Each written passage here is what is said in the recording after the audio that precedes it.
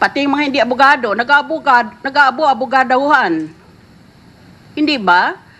Krimen yata yan sa penal code, magpanggap-panggap ka.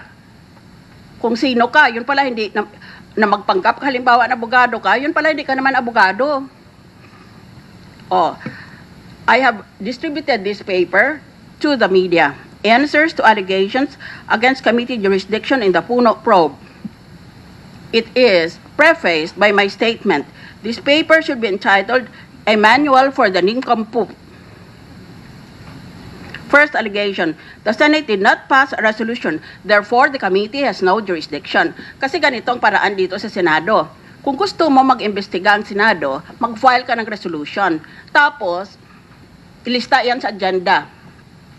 Pag nag-umpisa ang aming session, ang unang gawin namin ay ang reference of business. Ibig sabihin, binabasa ang listahan ng mga na-file na bills and resolutions, ina-assign sa committee niya. Yan ang hinahanap nila. Iyan kasi, gagawin mo yon kung gusto mo na ibang committee at ibang chair ang gagawa ng investigasyon dahil wala ka namang karapatan bilang senador na mag-utos sa kanila. Pantay-pantay lang kayo. Pero kung sarili mong committee, sabi ng aming rules of the Senate, yun ang problema pag illiterate kasi nagbabasa eh. Ay, mapapagalit ko ang sarili ko nito, mag-high blood pressure ako. Kasi, ako ba'y dapat magsagot pa nitong mga ito? Hindi ba sila marunong magbasa at i-apply nila? I don't want to educate these people. I'm not being paid. Ayaw ko na nga magturo sa UP College of Law ito pang mga ito.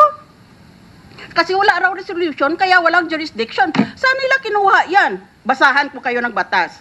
Under the Senate Rule, Section 17, the transmittal of matters to the committees may be done with instructions through a motion by a majority of the senators present. The use of the word may indicates permission, while the use of the word shall or will indicates compulsion. Our Section 17 uses the word may. This indicates that another method may be used, such as simple assumption of jurisdiction by the committee instead of referral to the plenary session. Ang nangyayari kasi, pag hindi nakaintindi ang senador tungkol sa batas na ito, gagawa siya ng resolution na i-assign dapat sa committee niya. Pero nahihiya siya dahil akala niya, kahiyan niya na ikaw ang nagsabing mag-imbestiga, tapos ikaw din ang mamuno ng committee. Kaya ginagawa nila, nakikiusap sila sa mga kapwa senador nila, pwede bang ikaw na lang mag-author nito dahil nakakahiya naman kung ako pa. Hindi naman nakakahiya yan ah. At saka hindi na kailangan yun. As long as you have competent jurisdiction, you can motu proprio on your own.